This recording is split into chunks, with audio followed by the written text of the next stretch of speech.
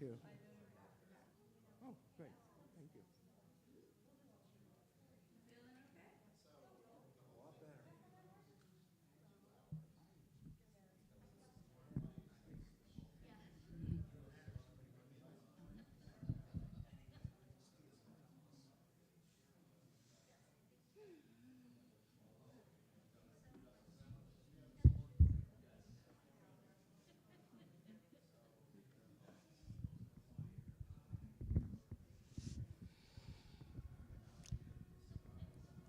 Hello, everybody. Uh-oh. Yikes. Time out for sirens. So, who's been here before? All right, a lot of people. My name's Barbara Bressler, longtime member here. We've been doing these discussion groups for decades, and I've enjoyed planning them, and this year I'm going to be giving one of them. Our theme for these groups are Choose Life and how we are all connected in lots of different ways. So our first speaker is Hillel Wasserman, and he is going to tell us how he came to Dad Ariel to say Kaddish for his father, and how he found a wonderful community, and he is now a Minyan regular. And he's going to talk to you a little bit about that. And as always, there will be time for questions. So, Hillel, come on down.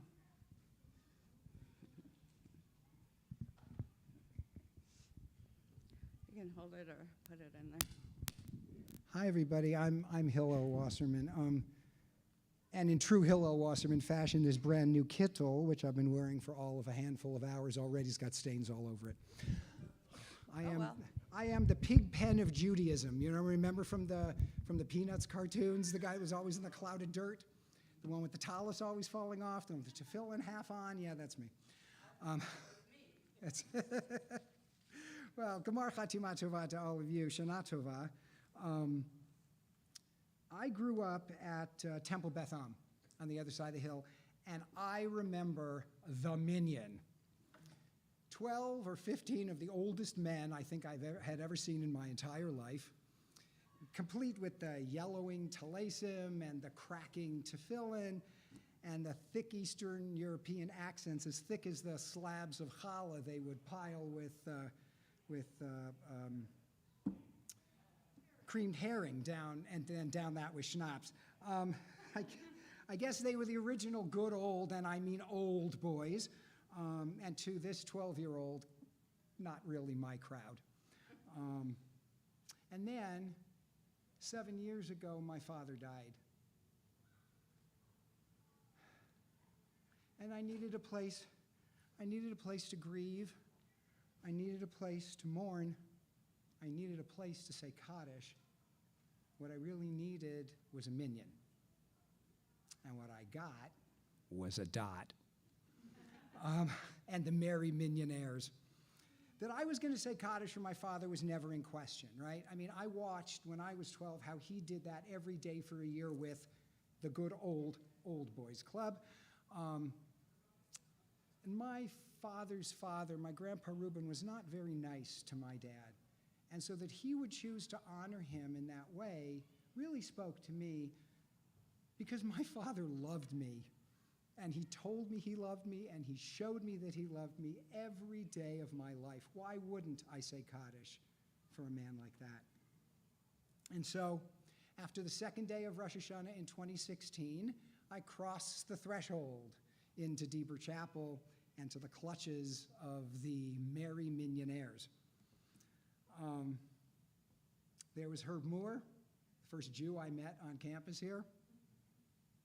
What are you doing here? Well, I came to say Kaddish for my father. Is this the chapel? Yes, it is. I said, oh, okay. Sit down and put on a tallis. Herb and I became best friends. I was determined to make that man my friend. I sat in front of him every day.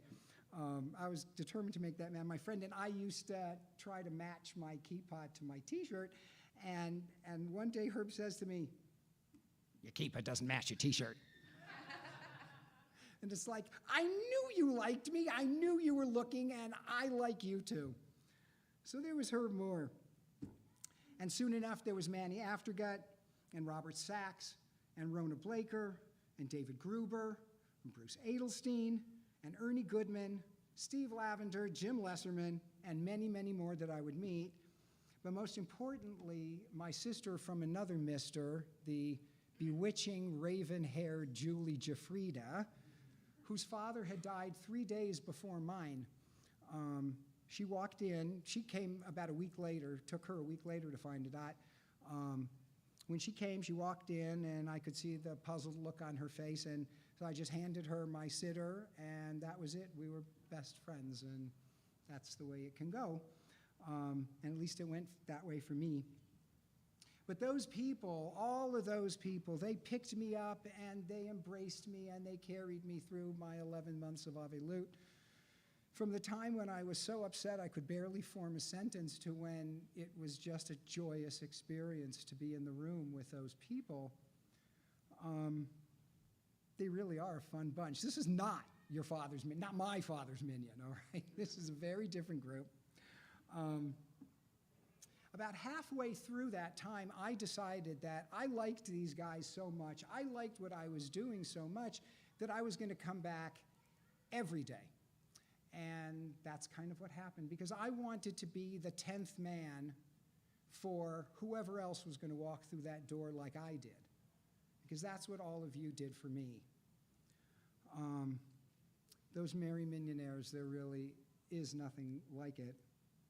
And when they realized that I came with some shul skills picked up after years of junior congregation and junior cantors and USY and Camp Ramah, they eventually coaxed me into leading services. There was a lot to learn still, and I learned it, and I am learning it.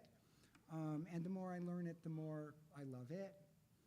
And I love the patience of everyone who watches me as I learn and funfka my way through the service. But it really, what really was most touching was when, during the lockdowns of 2020 and 2021, the rabbis Bernhard and Yarkin and Cantor Aronoff were so overwhelmed at just keeping the shul going.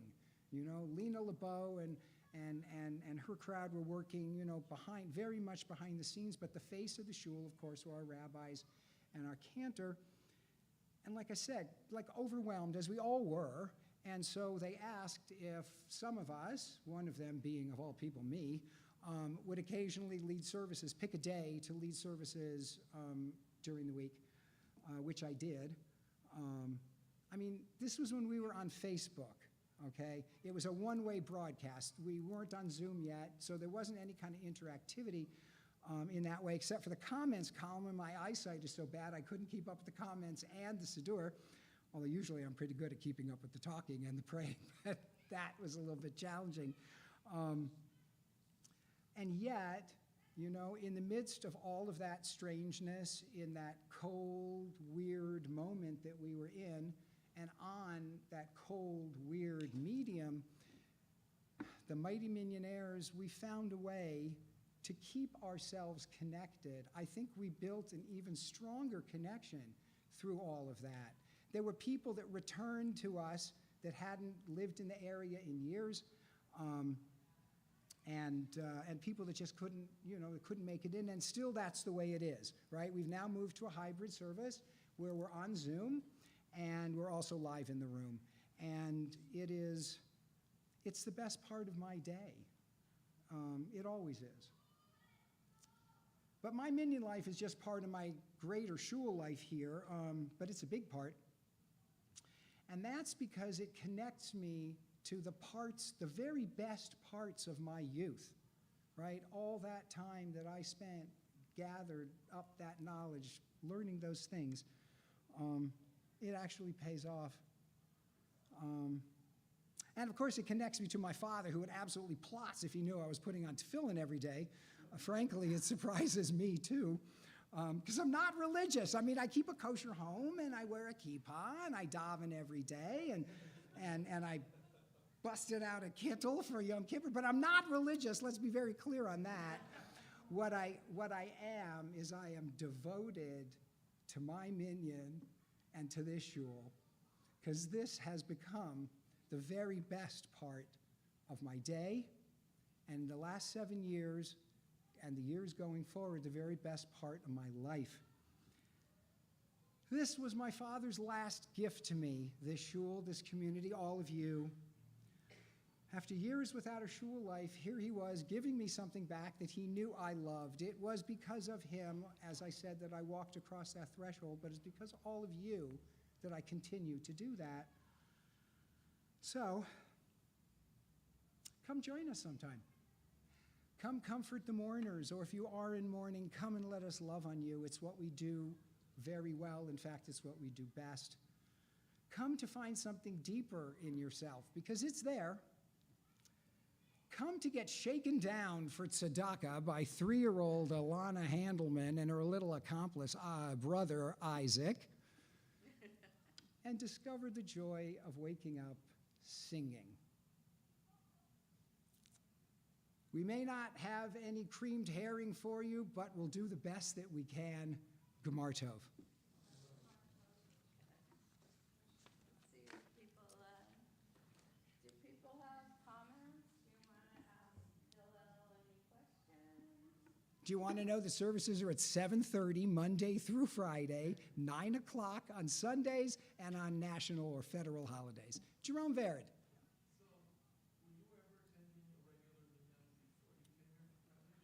No, I was not. I did not attend a regular minyan before I came here. This is very, was very much out of character for me, but it was something I needed to do at the time, right?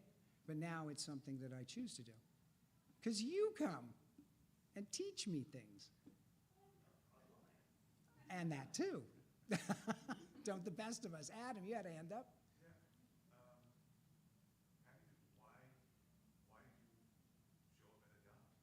I'm sorry, have I what? Why adopt? Right? There's 1,000 synagogues. There are 1,000 synagogues here. The deal is that this, I'll admit it, lazy Jew was close by. I live at Whitsett in Ventura. But I also knew this was a conservative shul, and the closest one, to me, it was a conservative shul that was run by a rabbi whose older sister sublet me the apartment I lived in Manhattan 36 years ago. I knew that he was here.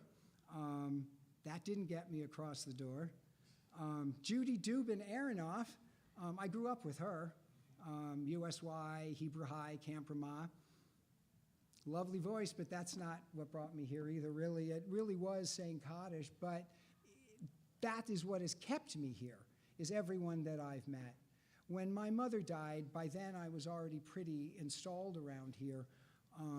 And the way that I was supported by actually the entire shul population, but particularly the Minyanaires. My sister asks me, don't you do anything else but go to shul? And sometimes I have to ask myself that too. The dog asks me that all the time. But she actually likes it because she knows she gets a good guilt treat when I'm going to be gone for a long. Hey, I didn't do it, which I can't often say is the case. But anyways, yeah, it's, Adam, what keeps me here is, and what brought me here is what keeps me here, is what I found. And it's what you hear all the time, right? You hear this from everybody, every bar mitzvah parent that passes through the minyan, which is one of the nice parts, by the way, the little secret parts of the minyan, is the bar and bat mitzvah kids come on Thursday mornings. And so we have a chance to actually, at least learn their names and recognize their smiles and meet their parents. And so when you come to shul on Shabbos, they're not like strangers.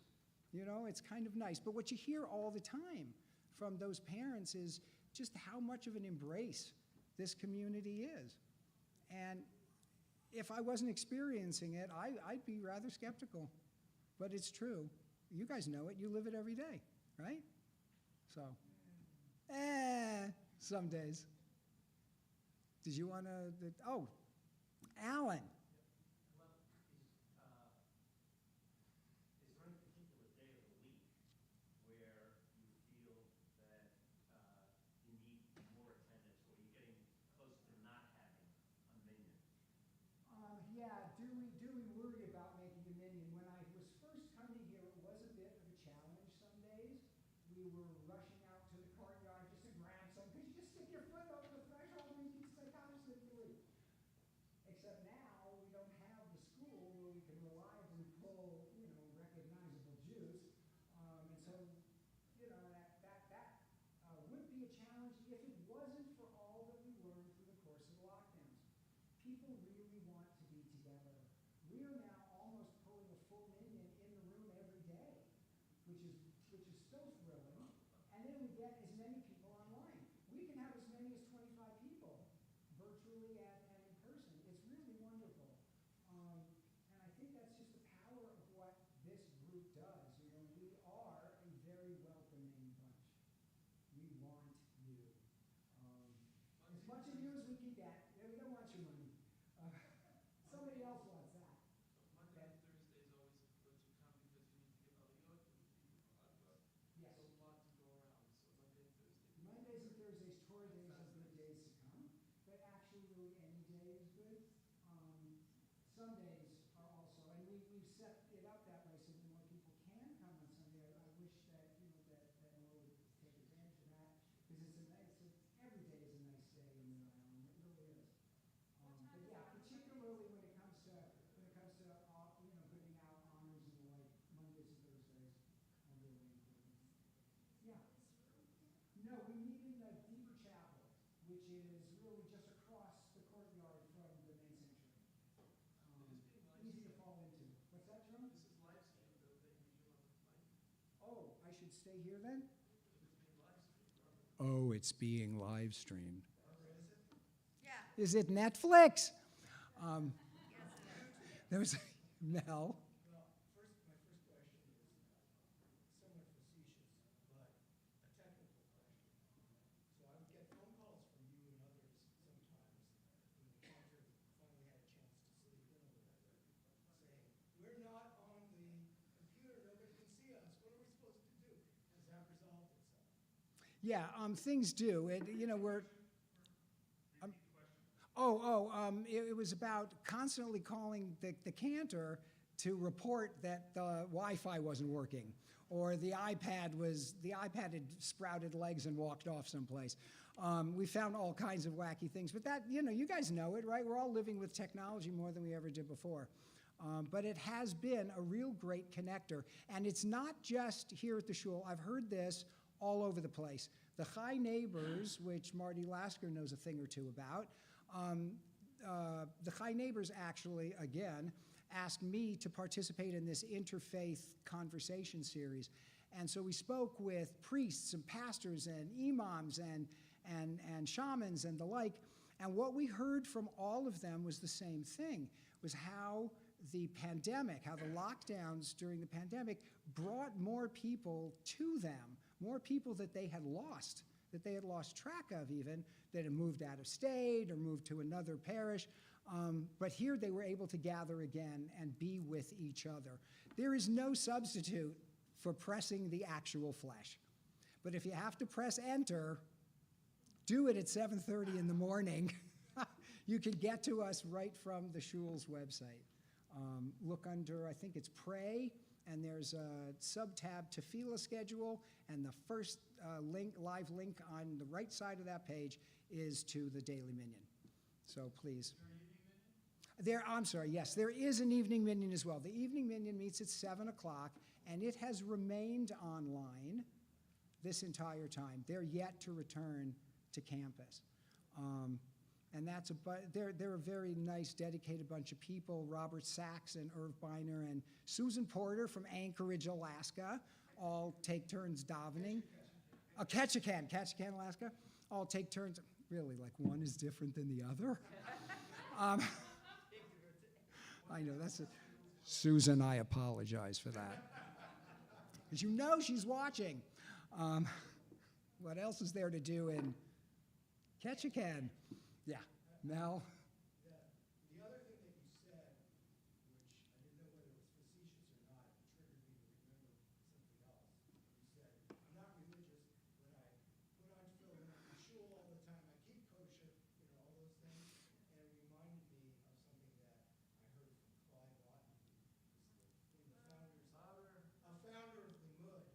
One of the Limud founders is known for saying. In England, quite a personality, and he was on an interfaith panel in England, and he said something about how most Jews in England are not religious. And so one of the other Christian clergy turned to him and said, wait a second, don't most Jews here put a mezuzah on their door? He said, yes. Don't most of them, with their little baby boys, have a bris? Yes. And don't they mostly go to seders at least? He said, yes. And the guy said to him, you're telling me they're not religious? They're really religious.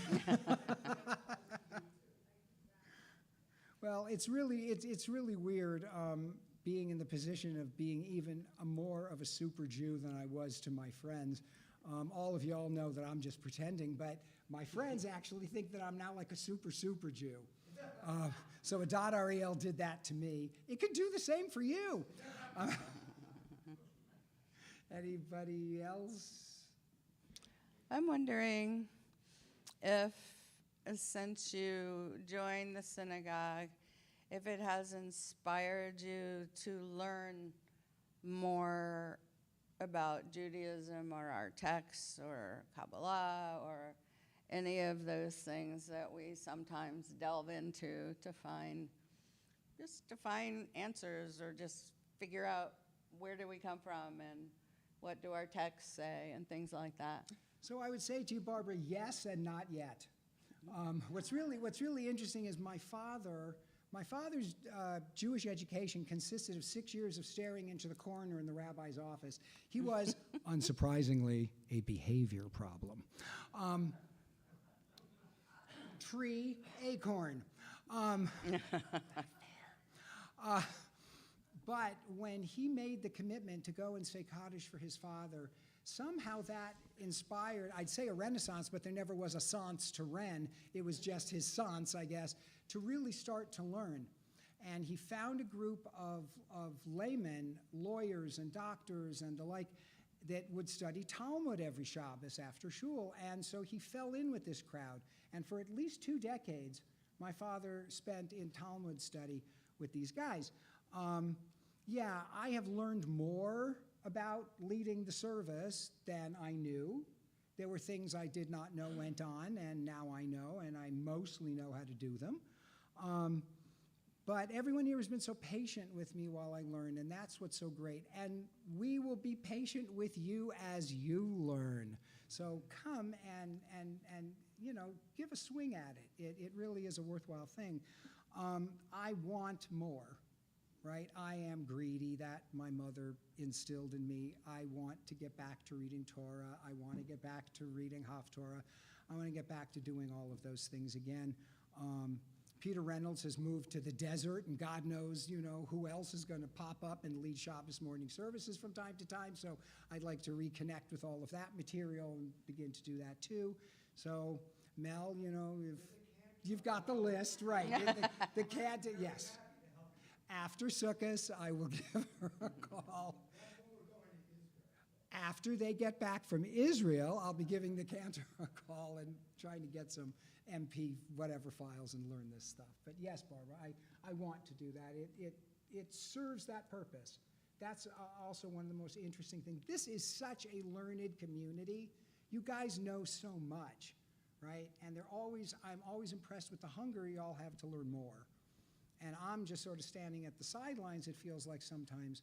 But yeah, I want to jump in a little bit more.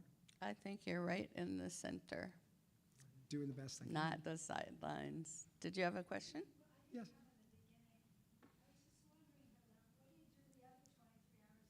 Yes. Walk the dog. She's very demanding. You know, I'm not sure anymore what I do. I'm not working as much as I used to. So I guess I'm just plotting other things to do here at shul. The Yom HaAtzmaut celebration is going to be coming up again next year. Be here for it. It's going to be really big. Rabbi Alexander and I are going to sit and talk about that. But that's another thing, right? It has pulled me in, and any of you that serve in any kind of capacity here, I'm sure you have experienced a similar thing, right? There is this pull to just come in and do more, you know, and want to be here more. At least that's the way it's worked for me.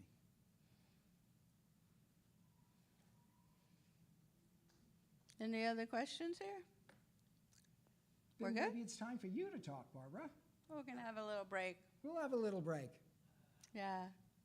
Thank you for asking me to do this. Yeah, I'm so glad you did. Thank you so Thank you. much. Thank you all for putting up with me, which is like a common theme. Yeah, it was so great to hear a story of how Hillel found us and was drawn here and found a home and a family and people who care and will take care of you and miss you when you're not there and check with you. And that's really a wonderful thing. So you can all stretch and take a little break. I'm going to be talking about another way. Hillel was talking about community, the Minyan community, and how we are here for each other.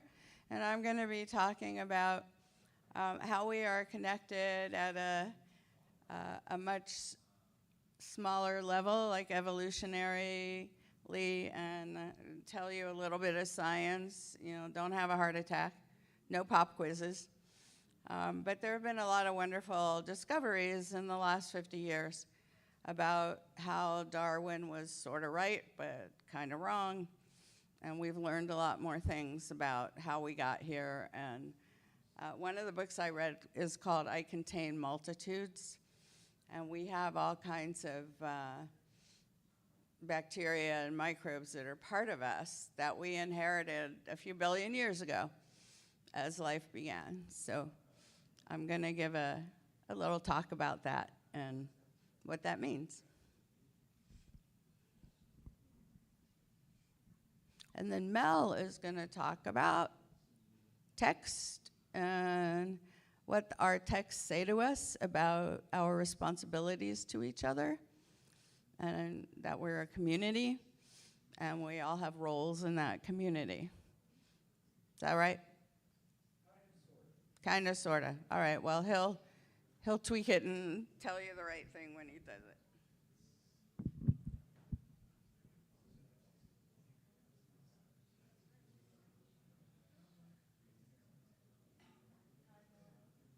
We'll start again in a few minutes.